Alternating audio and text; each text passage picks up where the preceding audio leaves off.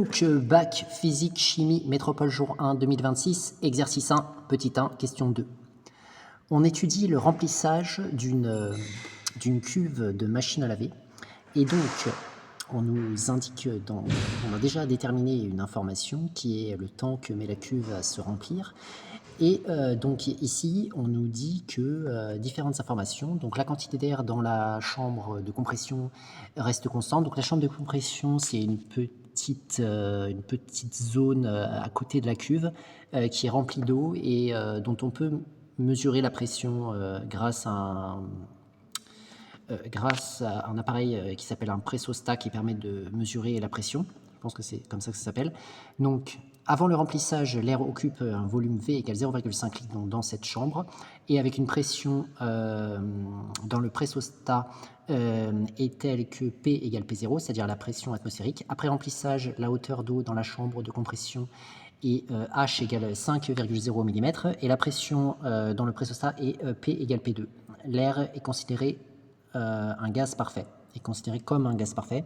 Donc, en fait, nous avons donc cette chambre ici, voilà, avec en haut le pressostat.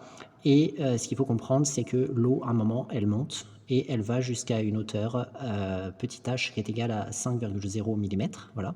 Et nous, le gaz dont on parle, il est ici. Il est ici. Donc, on considère que c'est un gaz parfait. On considère que c'est un gaz parfait. C'est donc de l'air, hein, qui est considéré comme un gaz parfait, alors qu'en réalité, il n'est pas parfait.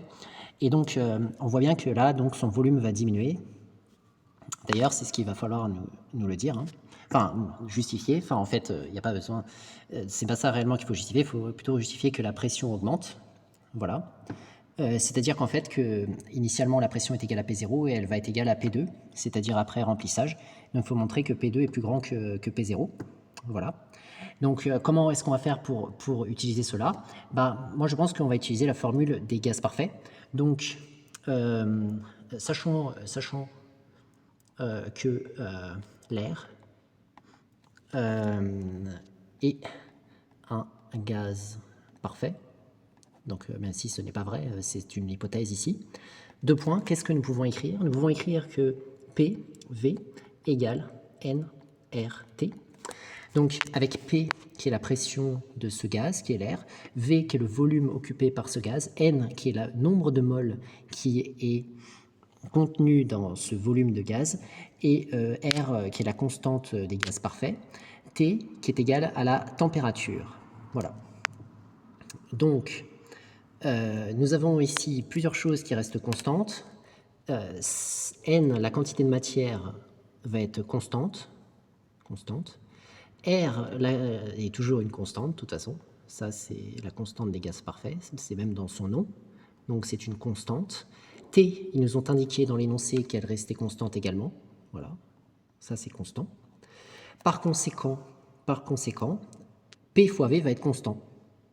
En fait, il y a aussi une propriété qui a été vue en classe également, qui dit que quand la température reste constante pour une même quantité de matière, le produit P fois V pour un gaz parfait reste toujours constant. Je crois que c'est la propriété de Boyle-Marlott, si je ne me trompe pas.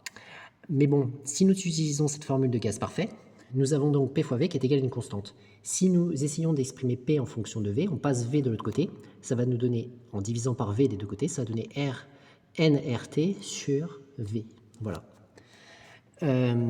Et donc, si le volume diminue dans notre situation, pourquoi le volume diminue? Parce que on voit bien que il y a moins d'espace pour l'air ici puisque l'eau augmente, donc l'air est compressé ici dans la chambre, donc le volume, son volume va donc diminuer, il va passer d'un certain volume à un autre volume. Donc on peut dire, oui, donc on peut dire lors du remplissage, comme ils le disent dans la question, lors du remplissage de la chambre, donc avec de l'eau, hein, en bas là, jusqu'à 5 mm. Donc lors du remplissage de la chambre, le volume V de l'air diminue. Voilà. Donc, ça veut dire que son inverse augmente. 1 sur V augmente. Voilà. Parce que la fonction inverse est une fonction décroissante. Par conséquent, si on a une valeur v qui diminue, son inverse augmente. Voilà. Et nRT sur v, bah lui, il augmente aussi. Augmente. Pourquoi? Bah, car nRT est une constante. Est une constante. Donc c'est logique que quand on a une valeur qui augmente, si on le multiplie par une constante positive, hein, bon bien sûr nRT c'est positif, eh bien l'ensemble va également augmenter. Et donc la pression P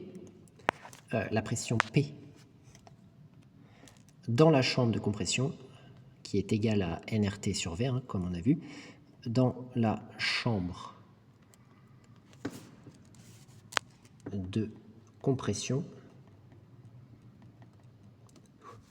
augmente. Voilà. Donc, voilà comment on pouvait faire pour justifier que la pression augmentait. Mais de toute façon, on comprend bien que la pression augmente. C'est logique, ça va de soi. Pourquoi? Parce que, comme j'ai dit, le gaz, ici, l'air, elle est comprimée, puisque l'eau monte. Donc, l'air, ici, n'a pas de place pour s'échapper. Il est donc forcément comprimé, comme si on était avec une seringue et on appuyait sur l'extrémité de la seringue pour éjecter l'air. Et si on bouge l'autre extrémité, sachant qu'il y a de l'air à l'intérieur, eh bien l'air va se compresser. Donc, sa pression va augmenter. Donc, voilà pour le exercice 1, petit 1, question 2, du bac physique-chimie métropole, jour 2, 2026.